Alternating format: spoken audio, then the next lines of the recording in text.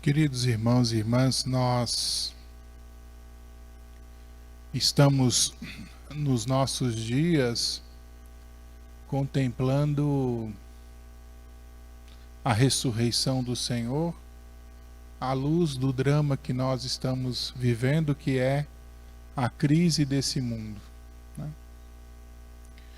Uma pandemia é capaz de revelar, né, aquilo que está dentro da experiência dos nossos corações, né?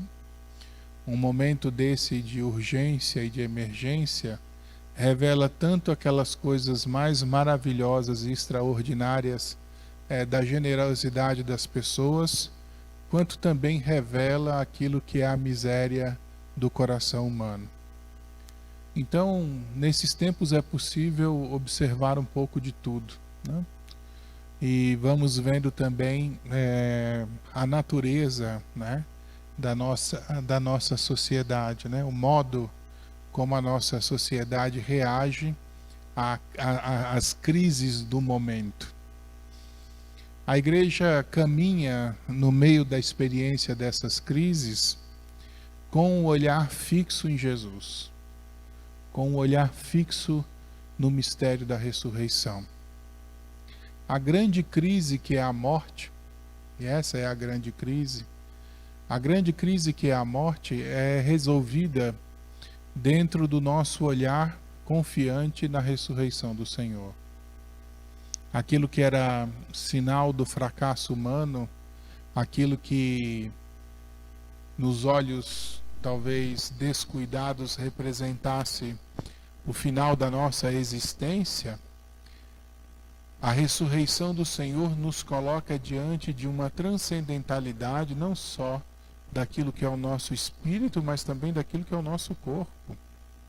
Hoje, ao olhar o Senhor que entra junto dos discípulos, ao olhar o Senhor que pede que toque neles, né, que eles toquem nele, ao pedir algo para comer, né, o Senhor mostra também que a ressurreição não é só um ultrapassar a experiência desse mundo espiritualmente falando, mas a ressurreição é também a glorificação do nosso corpo.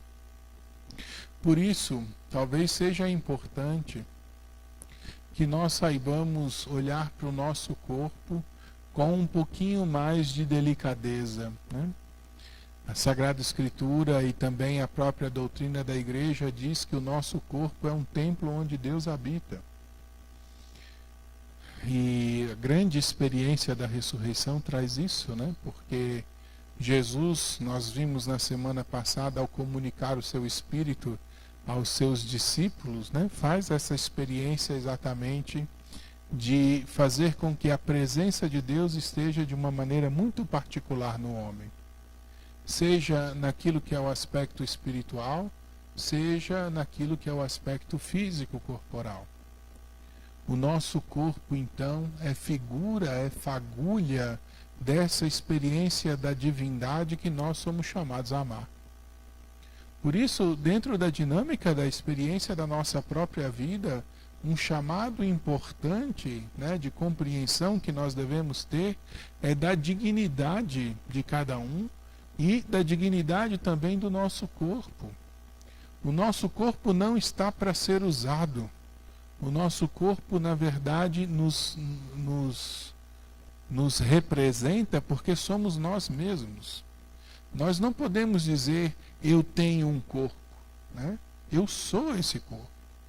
Por isso, a dignidade que devemos ter e a consciência que devemos ter da nossa espiritualidade precisa ser traduzida também num cuidado e num zelo da dignidade do nosso próprio corpo, que não está para o usufruto, que não está para a exploração, que não está para a redução no sentido de matéria, na perspectiva de ser consumido ou de ser utilizado.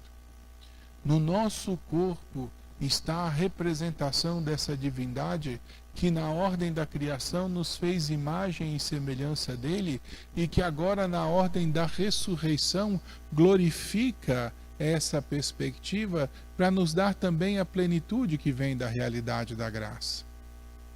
na crise que nós observamos no mundo, na crise que nós observamos na morte, precisamos olhar todas essas coisas com o olhar da ressurreição.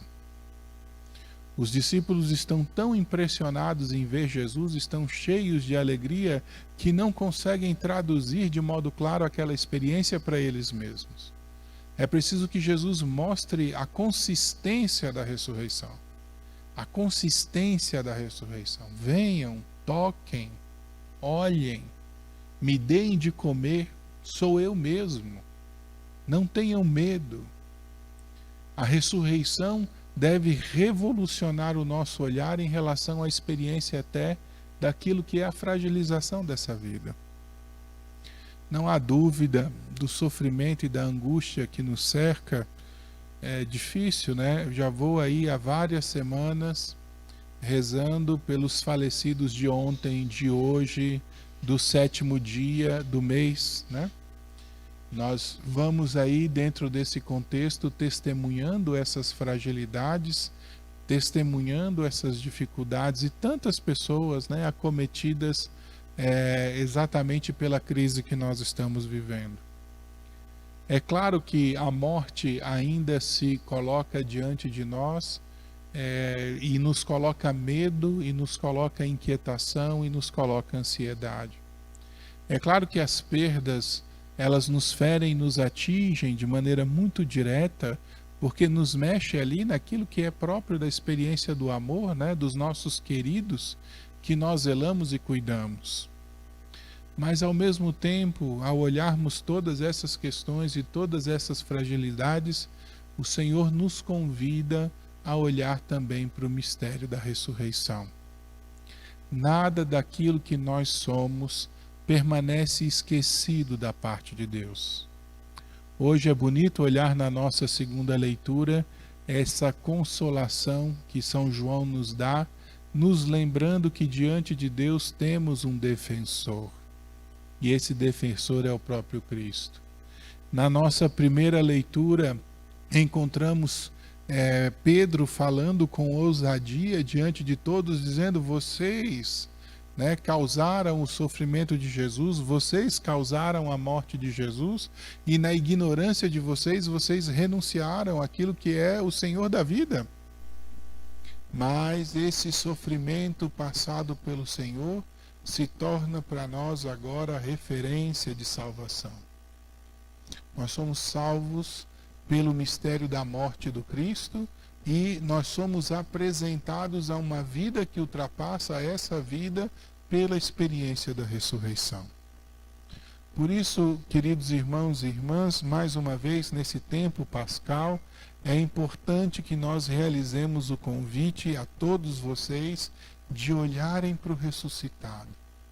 Como os apóstolos hoje olharam para o ressuscitado e se encheram de alegria, mesmo sem compreender a profundidade daquilo que estavam vendo, olhemos para o ressuscitado. A nossa vida não é finalizada na experiência da morte. A morte não é o destino reservado para nós na experiência da comunhão com Deus. O Senhor abre as portas do céu. O Senhor faz novas as coisas todas.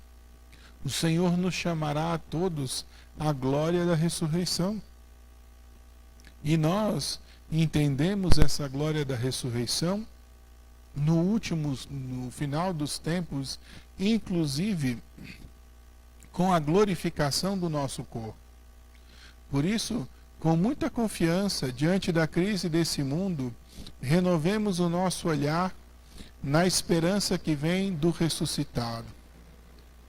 Nos permitamos ser cuidados por essa presença do Senhor, que nos comunica uma vida que ultrapassa o mistério da morte. Saibamos sofrer, sim, né, as perdas que estamos sofrendo, mas saibamos sofrer com o olhar e com a confiança depositada no mistério da ressurreição. É o Senhor que vem ao encontro de todos nós. E quando o Senhor se apresenta para nós, o que enche o nosso coração é espanto e alegria. Espanto porque não somos merecedores. Alegria porque Ele nos encontra mesmo assim. Não paremos nessa experiência e na crise desse mundo.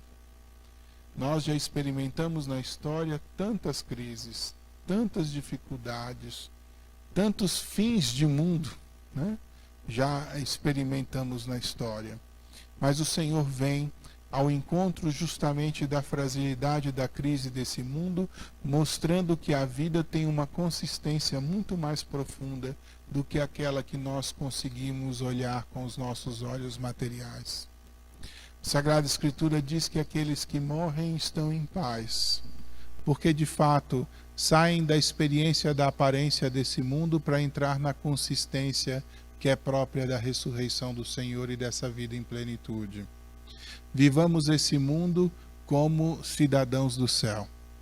Vivamos nesse mundo procurando justamente nos aproximar dessa comunhão e dessa plenitude que vem de Deus. Saibamos ultrapassar o nosso olhar da figura que hoje se apresenta para nós e olharmos de maneira mais fixa aquilo que transcende as dificuldades do nosso tempo, que é a presença do Senhor na nossa vida. Volto a dizer aquilo que dizia São Paulo: nada pode nos separar do amor de Cristo.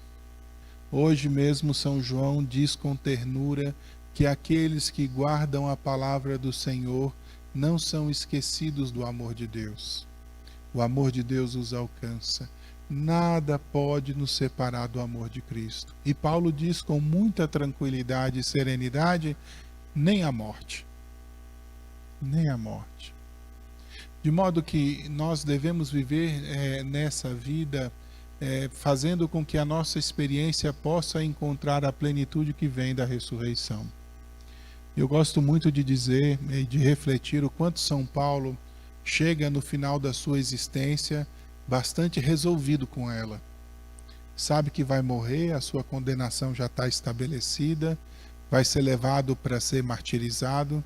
E na última carta que escreve e manda aos seus amigos, Paulo não tem nenhuma dificuldade de dizer: combati o bom combate, guardei a fé, agora me resta receber a coroa da glória preparada para mim desde o princípio dos tempos. Essa é a fé do cristão, que essa vida é combate, que deve ser bom combate. Deve ser uma vida vivida na experiência do bem, na prática das boas obras, na construção das boas coisas, de modo que esse combate que vivemos nesse mundo seja significado da glória e da coroa que nos espera no céu. Nos esforcemos então, queridos irmãos e irmãs, diante desse grande mistério da ressurreição, a buscarmos nessa vida aqueles tesouros que não perecem.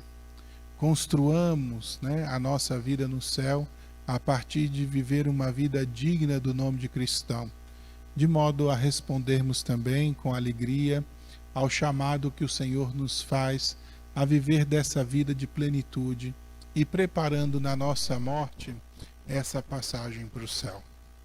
Louvado seja nosso Senhor Jesus Cristo. Sempre seja louvado.